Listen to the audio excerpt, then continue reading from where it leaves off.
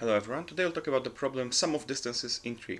We're given a tree represented as a list of edges with n vertices, and we have to return an array of length n, which on position I has the sum of distances from vertex I to all the other vertices. So at position 0 we have sum of distances from 0 to everything else, position 1 from 1 to everything else, and so on. Let's look at the example, and maybe we can come up with a way to solve this problem. First of all, we have to output for 0 the value 8. And indeed, the sum of distances from 0 to everything else is distance 1 here, distance 1 here, and for all of those, distance is equal to 2. The sum of that is 8, so everything is okay. And notice what happened here. When we looked at this subtree, then the distances to all those vertices were the same, they were equal to 2. But if we started from vertex 2, those distances would all be equal to 1, and the distance from 2 to 2 would be equal to 0. And for this vertex 0, which is its parent, those distances are equal to 2, and distance from number 2 is equal to 1. So all those distances before are increased by 1. In other words, if we somehow knew the sum of distances from 2 to everything below 2, we can just add 1 for every vertex that appears here, so add the size of this subtree, from 0 to everything below it. And of course, if 0 is the root of our tree currently, then if we do that for all the children, then we will have our answer. So in other words, here we have the sum is equal to 3, and the size, so let's say the count, is equal to 4. So here we take the sum plus we take the count, because for every vertex we have to move once more. So this is essentially count times 1, right? This is indeed 7. We do the same thing here. Sum is 0, count is 1. So we take 1. And this is 8, and this is our result. So this is a simple, either you can think about it as just recursive DFS, or however you want to do it, or as dynamic programming on a tree, since essentially whenever we reach a leaf node, we know the answer. We know that sum is 0 and count is 1. And then when we have answers for the children, then we can just do it like this, and we have the answer for this vertex. So this would be the sum. Count, of course, would be sum of counts of children plus 1. Of course, at this point, we could just run this algorithm for every vertex independently. However, in that case, we would have O of n squared, which is slow. We want to find out something, if it's possible to do it faster, especially considering the fact that when we calculate something for another vertex, we completely disregard all the answers we have calculated for all the other vertices. And maybe there is a way to use them. In fact, there is a way to use them, and let's come up with that way right now. In particular, let's assume that we have calculated the answer for vertex 0, which is 8, and now we want to calculate the answer for vertex 2. Now the shortest paths from vertex 2 to anything that's below 2, well, that is what we've utilized before. We've utilized the fact that this is equal to 3. And in other words, for everything in this subtree, the subtree of vertex 2, the answer is the same as it would be for vertex 0, but minus 1 for every vertex. However, for vertex 0, and for everything else in the graph, the answer would also be the same as for vertex 0, however now increased by 1. So here decreased by 1, and here increased by 1, simply because we've traversed this edge, and it's the only way to get to all the other vertices, so to everything here.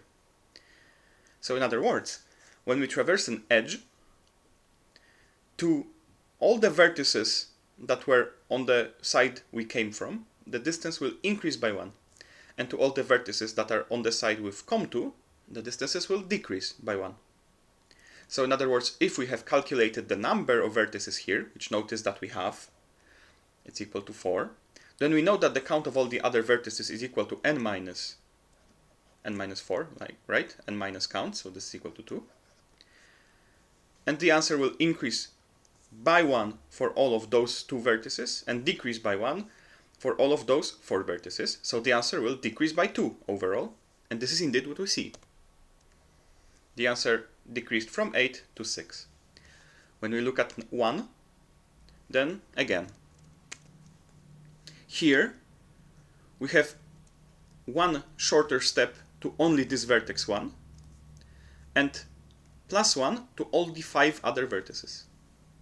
So the answer has to increase by 5, decrease by 1, so increase by 4 overall. This is indeed what we see. So now the only problem that's before us, before we've solved this problem in essentially linear time, by using a technique that I've just shown you, which is usually known as rerouting, because we start with any arbitrary root, and we find a way to traverse an edge and change our perspective from this being the root to this being the root. Now we have to just come up with a way to implement it and not to die along the process.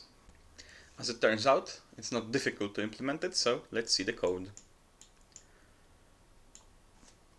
First of all, we're going to be converting our graph to adjacency lists, because that's just, in general, the most convenient way to store any graph.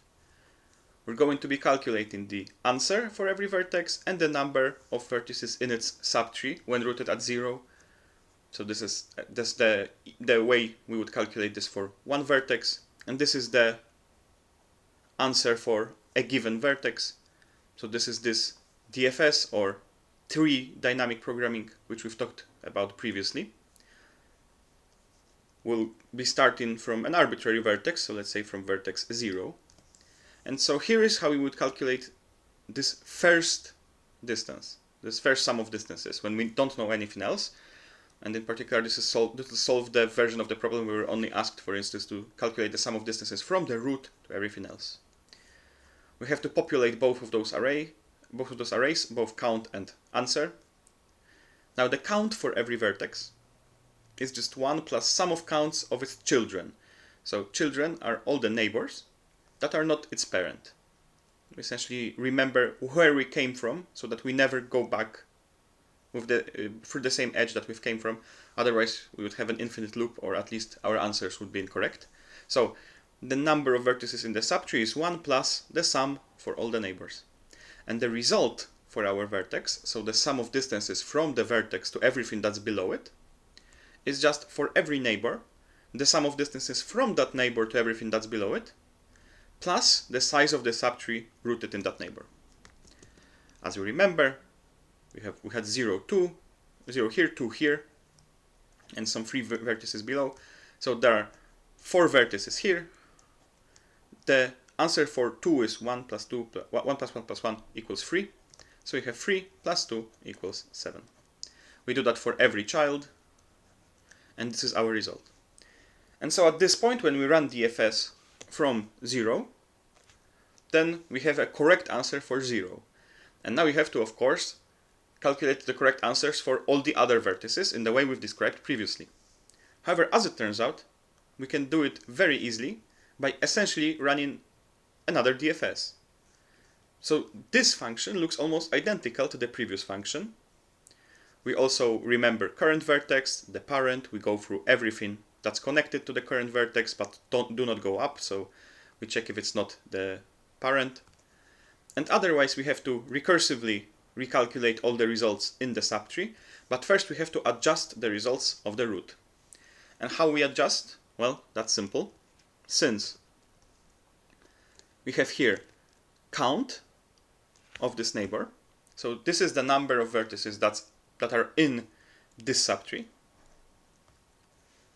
and for those we have to subtract them, because we get closer to all of them by taking the step along this edge. And for the rest of those vertices, so n minus count of neighbor,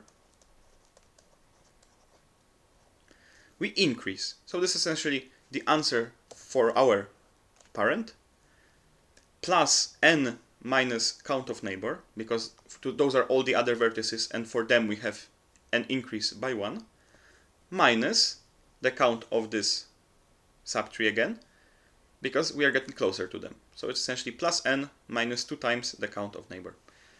And since we then recursively propagate it below, we have the correct answers now for every vertex. And this is what we return.